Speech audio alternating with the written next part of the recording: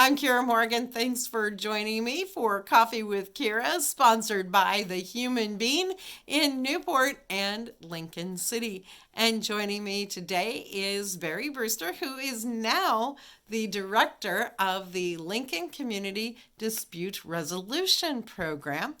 And Barry's name may sound familiar to a few folks, as he used to be a sheriff's deputy. So, Barry, tell us a little bit about that change in your life's plan there for you. Yeah, well, I've had a January of 2020. I retired from the sheriff's office from patrol after 15 years working for the sheriff's office and serving the public in that manner. And I've got a 4-year-old and a 2-year-old. And so I decided to spend time with them versus continuing that. So I had some rental properties and things like that. I made some investments while I was with the sheriff's office, and we were able to make it. And then this opportunity came out to be executive director of Lincoln Community Dispute Resolutions, and it's an awesome experience. We do mediation and facilitation between people that are having disagreements. So tell us a little bit about more in depth of what Lincoln Community Dispute Resolution does. Do you work with landlords and tenants or civil matters, or how does that We work? work with everybody. So yes, and so it's a nonprofit organization, and we do the mediation between people that are having disputes. So if it's a landlord and tenant, we can mediate between the two and try to come up to some kind of an agreement. Same small claims. So actually, for the courts, we mediate for the courts. So all forced evictions and things like that, the FEDs and the landlord-tenant things, we go to court, and people have an opportunity to mediate prior to going and seeing the judge about it. And the same thing for small claims. All small claims come, and we do have an opportunity for mediation to come to some kind of a resolution before you go to the judge, and then the judge makes the decision. That's interesting because you would think that going before a judge, you say, well, it's going to be fair. Well, it's not fair, I'm telling you. So it's justice. Justice is one thing. They have to follow the law. Right, and fairness is different. So when you're talking about being fair, you're like, well, I couldn't do this because I was sick. I got in a car crash, or this happened, or that happened. And in mediation, we're like, oh, did that happen? Okay, well, we can take that into consideration. What do you think, we should do? What can we do here? Not in the courts. The courts are based on the law. What does the contract say? What does the law say? You stole that because your children were hungry and you stole that loaf of bread? Oh, gosh, well, how can we help you, get that resolved? No, the courts say you stole it, you're guilty of stealing, theft, here's the penalties, this is where it's going. So they don't take those things into consideration. So it's not really fair. It's justice, but it's not fair. So if you're anticipating getting a fair thing going in your whatever you're wanting to do, there's going to be a winner and there's going to be a loser. And the loser usually pays the winner's court costs, fees, attorney fees, all those kind of things, prevailing party fees. But with mediation, it's different. With mediation, we can be totally fair. We can totally figure out anything. The world is our teacup. We can do whatever we want to do to try to figure out what needs to take place to resolve this issue. And so it's a super option. We do neighbor to neighbor disputes. So if you have a property dispute, or your neighbor's dogs are barking or things like that, we can reach out to them and find out, hey, what can we do? Is a dog a barking collar might be something, or what's the survey? Can we agree with this is the line, this is the fence, you'll pay this much, they'll pay that much. We can, any kind of agreement we want to do, we can come to those kind of agreements. Same thing for employers and employees. We can mediate with employers, employees, and sit down. And a lot of times there's a lot of anger and frustration that takes place. And through the mediation, we allow people to vent and to express their emotions and stuff, so they get that out. That people want to be heard. And so I want to listen to you. I want to hear what the pain you're feeling and your fear and all that stuff. Let's get that out, and we can hear it. And then once we get it out, we're like, okay, what can we do to fix that now? And so that's what we want to do, is look at those aspects. Do you also apply dispute resolution to working with kids? So yes, so we also do restorative justice. So restorative justice is, it's not restoring justice. It's restorative justice. So or restorative practices is another way to put it. So we want to restore a relationship. So with restorative justice and restorative practices, what we look at is what is the harm that's been done, not you're a bully, you're a bad person.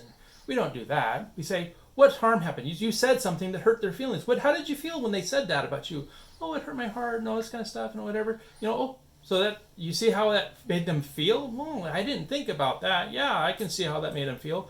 So those kind of things, we look at what the harm is and how can we fix that harm. So what could you do to make that better? So it's on the one hand, it is a little kumbaya kind of a thing, but at the same time, it's super effective because people want to be heard.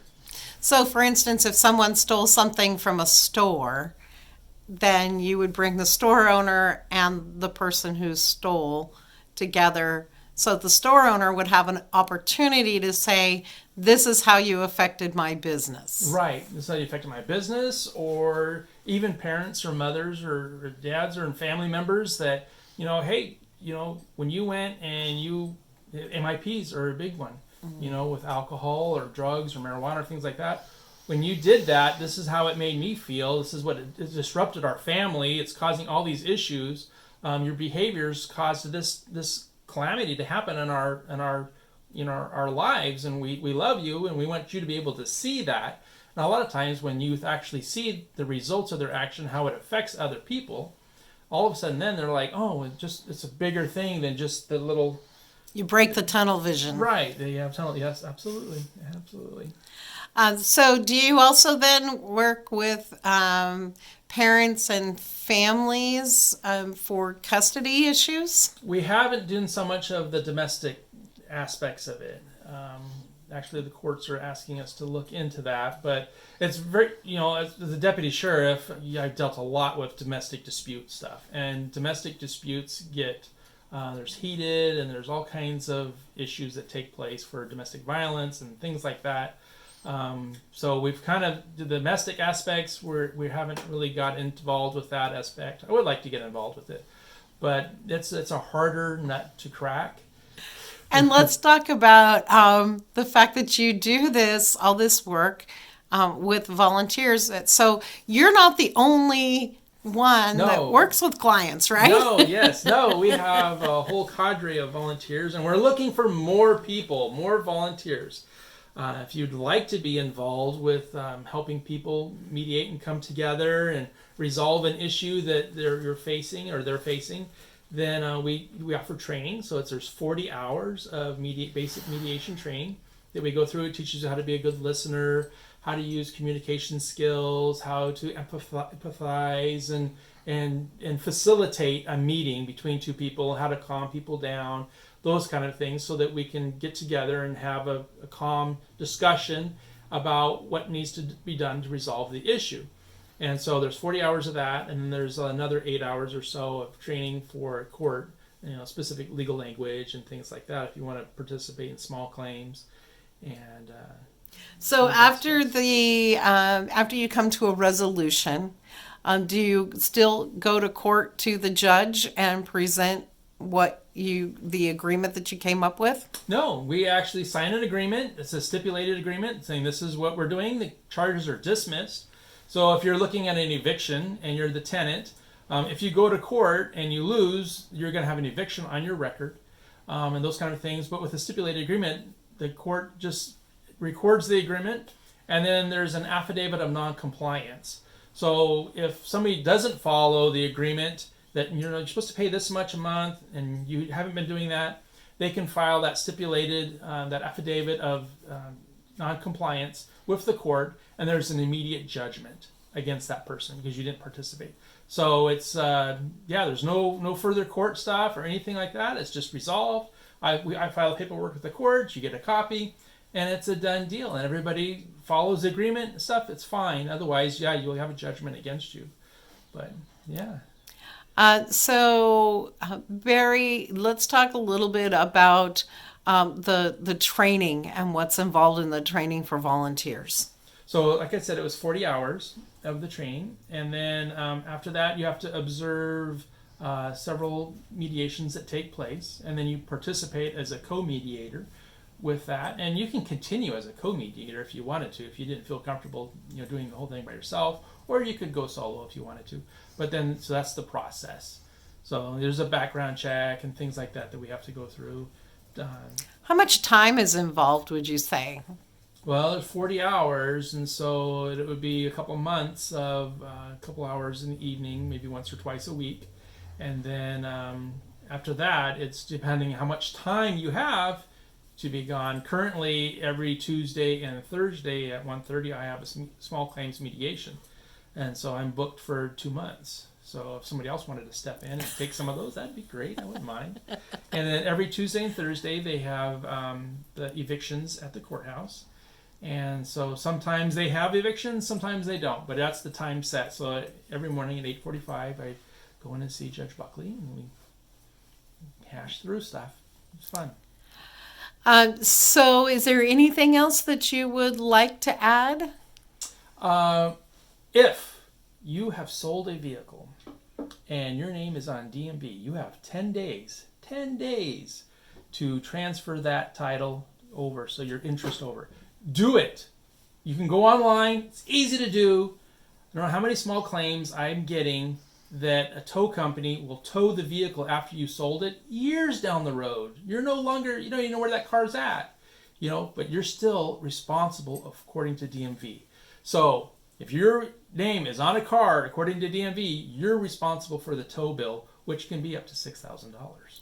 Ouch. Yeah, so you sell that high school kid your car for $100, and 3 or 4 years later down the road, all of a sudden you're getting a small claims from a tow company that says you owe $6,000 because your name's still attached with DMV, even though you are no longer the owner. You've got a certificate of sale and everything, but it doesn't matter. The person who buys the car is the one that needs to do that. No, whoever sells the car has to go to DMV and say, I'm no longer interested in this vehicle, and then they'll put a flag on it saying you're not responsible anymore. Oh, good to know. The other person needs to go and register the vehicle under their name. But if they don't, then you're stuck with the bill. All right. Good information. How can folks contact you, Barry, if they want some more information or they'd like to be a volunteer? You can reach us through, this is our card, the Community Dispute Resolution. Our phone number is 541-574-9846. That's 541-574-9846. You can also reach us through the email at lcdr1997@gmail.com. We started in 1997, so this is how long this nonprofit's been going in Lincoln County. So we're super excited about it. So wonderful. Well, thank you so much for joining us on Coffee with Kiera, sponsored by the Human Bean in Newport, located at 6th Street and Highway 101, and in Lincoln City, they are located at the north end of the highway on the west side next to TLC Credit Union. Barry, thank you so much for joining me on Coffee with Kiera. For Pacific Northwest News and Entertainment, I'm Kiera Morgan. thank you.